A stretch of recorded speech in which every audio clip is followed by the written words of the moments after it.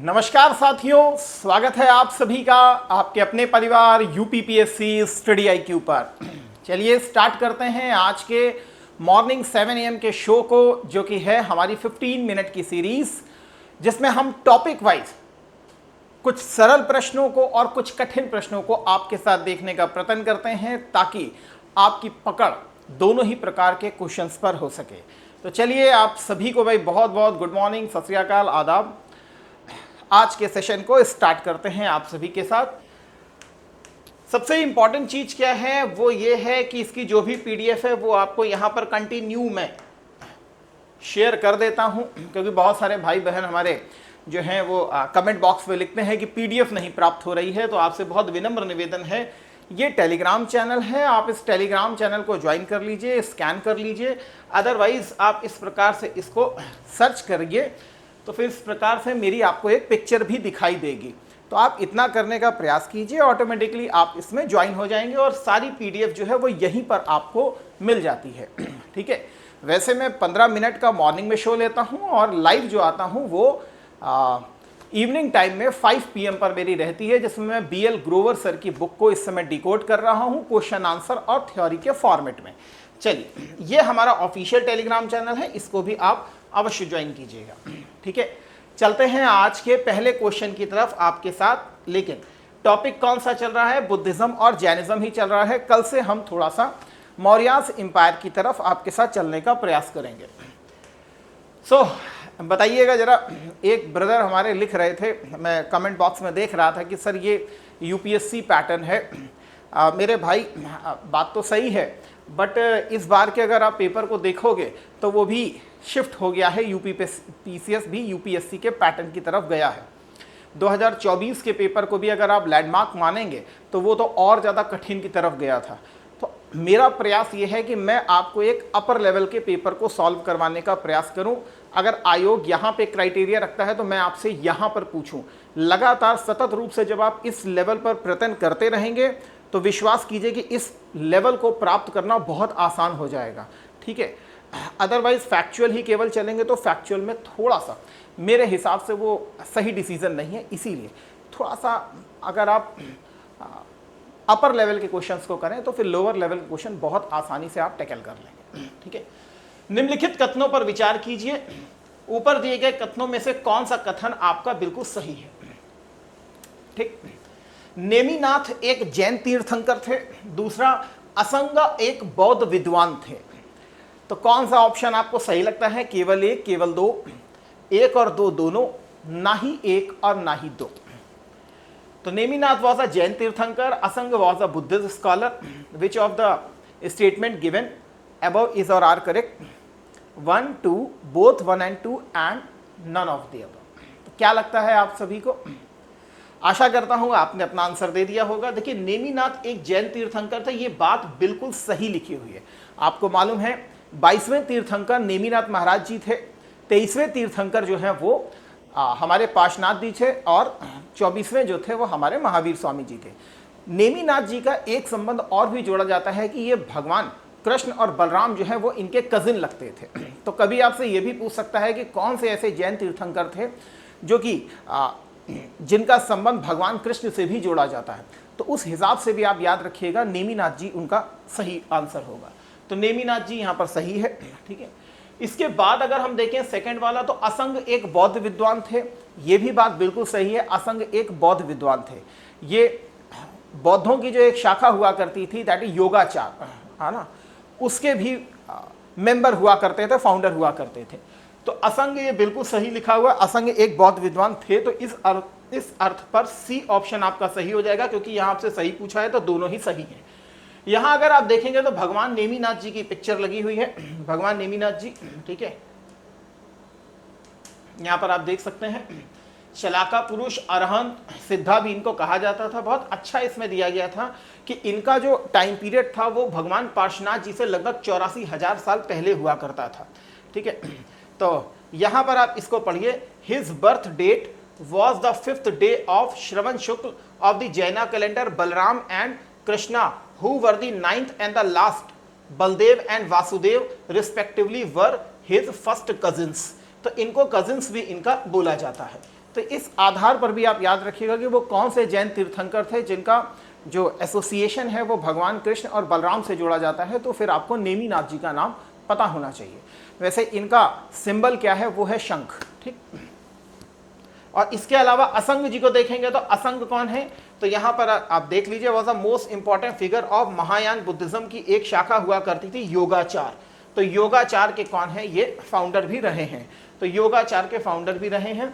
तो असंग को भी याद रखेगा, असंग, वसुबंधु, ये सब आपने नाम पोस्ट मौर्य फेज में सुने भी हैं। नेक्स्ट क्वेश्चन, 6वीं शताब्दी ईसा पूर्व में अस्तित्व में आए निम्नलिखित महाजनपदों को दक्षिण से उत्तर की तरफ लगाइए।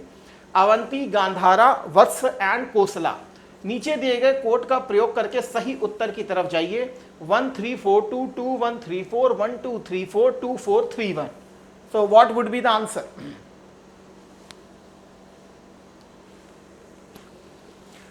वेरी नाइस, आंसर आपने दे दिया होगा। तो हमें साउथ से नॉर्थ की तरफ चलना है। साउथ से नॉर्थ की तरफ अगर आप जाएंगे तो मेरे भाई अवंती की 2 राजधानियां आपको देखने के लिए मिलती है। अवंती को देखेंगे तो प्रेजेंट टाइप इसकी लोकेशन उज्जैन से आप कंसीडर करते हैं। 2 इसकी भी राजधानियां थी, एक माहिष्मती हुआ करती थी और एक उज्जैनी हुआ करती थी।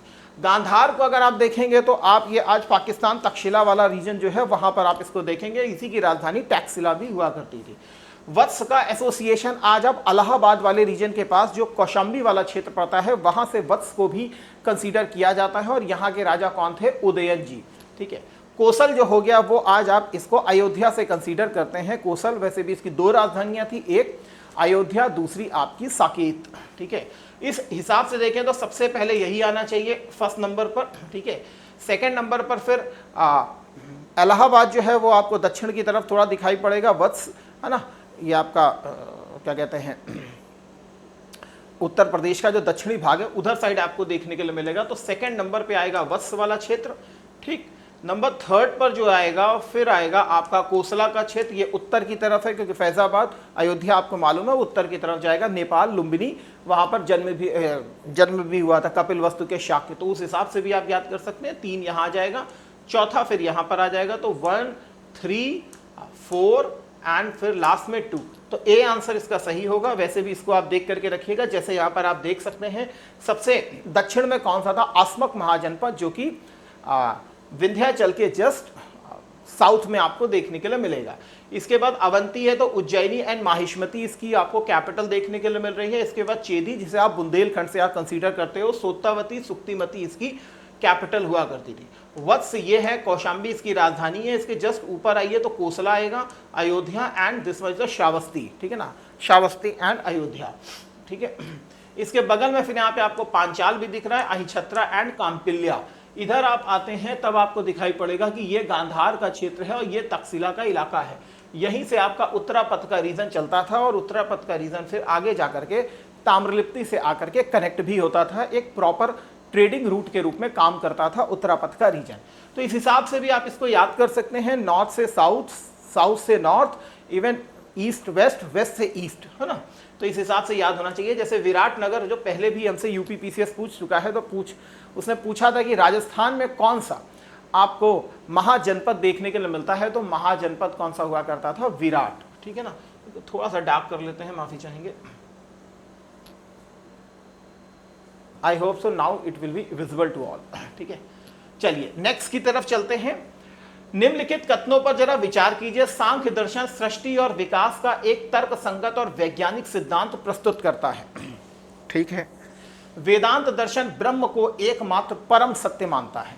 उपयुक्त में से कौन से कथन आपके सही हैं? Consider the following statement. Samkhya philosophy gives a rational and a scientific theory of creation and the evolution.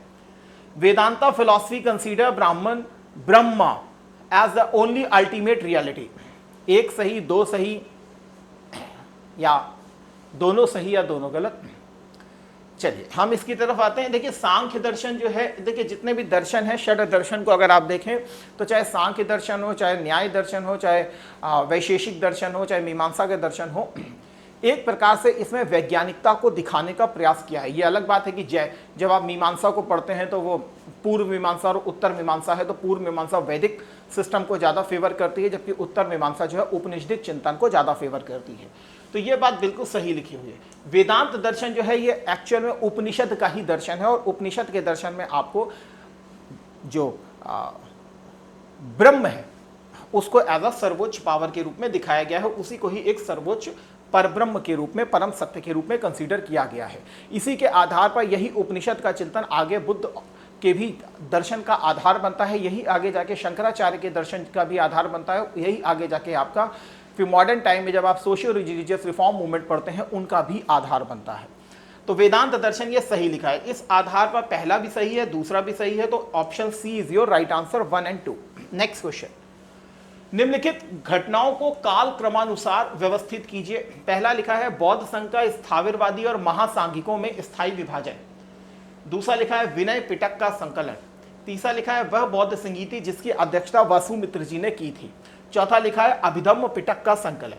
नीचे दिए गए कोड का आप सही प्रयोग करके सही उत्तर की तरफ जाइए। तो क्या लगता है आंसर?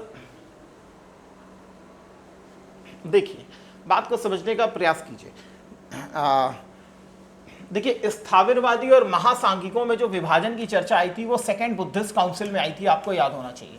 विनय पिटक और सुत्ता पिटक का जो संकलन किया गया था वो फर्स्ट बुद्धिस्ट संगीति में किया गया था।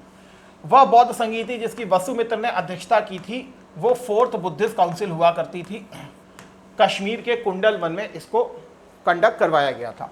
अभिधम्म पिटक जो था वो थर्ड बुद्धिस्ट काउंसिल हुआ करती थी पाटलिपुत्रा में, जिसकी अध्यक्षता मोगल्लिपुत्र ने की थी, जिन्होंने कथावत्थु की भी रचना की थी। इस आधार पर अगर आप लगाएंगे तो सबसे पहले 2 आएगा, क्योंकि नंबर 1 पे यही होना चाहिए, तो 2 इधर है, 2 इधर है। फिर आना चाहिए आपका सेकंड, तो सेकंड पहला है तो यहाँ पर सेकंड आ जाएगा। फिर आपका आएगा फोर्थ, फिर आएगा आपका थर्ड। ठीक, तो बी इज योर आपका राइट आंसर की तरफ जाएगा। ठीक, चलिए नेक्स्ट क्वेश्चन की तरफ एक और देखते हैं। जैन धर्म के अनुसार निम्नलिखित में से कौन सा अणुव्रत नहीं है? कौन सा अणुव्रत नहीं है? अपरिग्रह अणुव्रत, दिक् व्रत अणुव्रत, अहिंसा अणुव्रत, ब्रह्मचर्य अणुव्रत। क्या लगता है?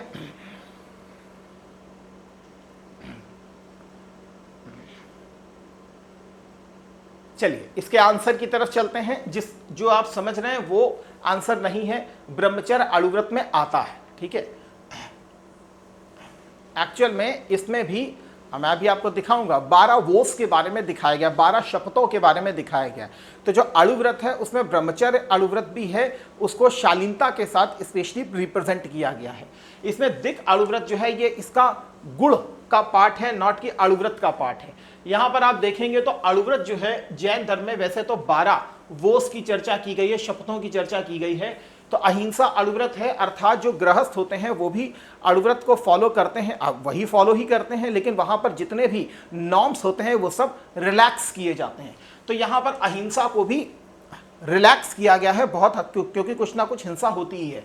वैसे सत्य को भी कंसीडर किया गया है। व्यापारी कम्युनिटी आपको जैन धर्म देखने के लिए मिलेगी, तो बट ऑब्वियस है कि व्यापार में हर समय क्या कहते हैं, सत्य ही नहीं बोल सकते हैं, कभी कभी बातें बनानी पड़ती हैं। आचौर्य व्रत है, ब्रह्मचर्य अणुव्रत है और अपरिग्रह अणुव्रत है। तो यहाँ पर आपको सब अणुव्रत के रूप में ये देखने के लिए मिलते हैं, है ना। अणुव्रत मतलब इसमें नॉर्म्स जो है उसको रिलैक्स किया गया है। ठीक है, यहाँ पर गुण व्रत है और यहाँ पर आपके शिक्षा व्रत है।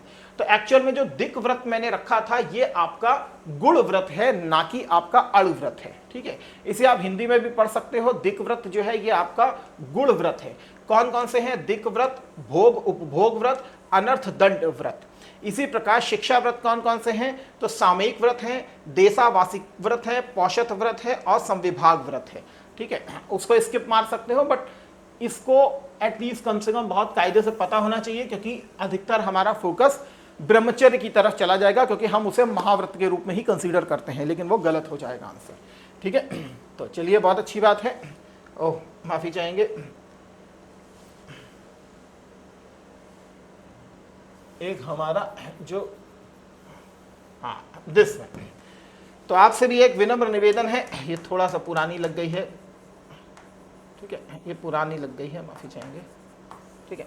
आप सभी से एक विनम्र निवेदन है, यदि आप हमारे साथ मिल करके अपनी तैयारी को एक बूस्टअप देना चाहते हैं, एक अच्छे लेवल पर तैयारी को करना चाहते हैं और आपका भी उद्देश्य मिशन 6 दिसंबर है और 6 दिसंबर को क्वालिफाई करना चाहते हैं, तो हमारी पूरी टीम आपके साथ यहाँ पर जुड़ती है, जो एक लंबा अनुभव रखती है आपके साथ, जो एक लंबा अनुभव रखती है आपके साथ एग्जामिनेशन के पर्सपेक्टिव से। मैं अपना भी अनुभव बताऊं तो मेरा भी कम से कम 8 सालों का अनुभव आपके साथ यहाँ रहता है, जिसमें मुझे भी यूपीएससी और यूपीपीएससी के इंटरव्यू देने का शुभाशीष मिला है। तो अगर आप हमारे साथ भी मिल करके तैयारी करना चाहते हैं तो आप हमारे साथ यहाँ पर जुड़ सकते हैं।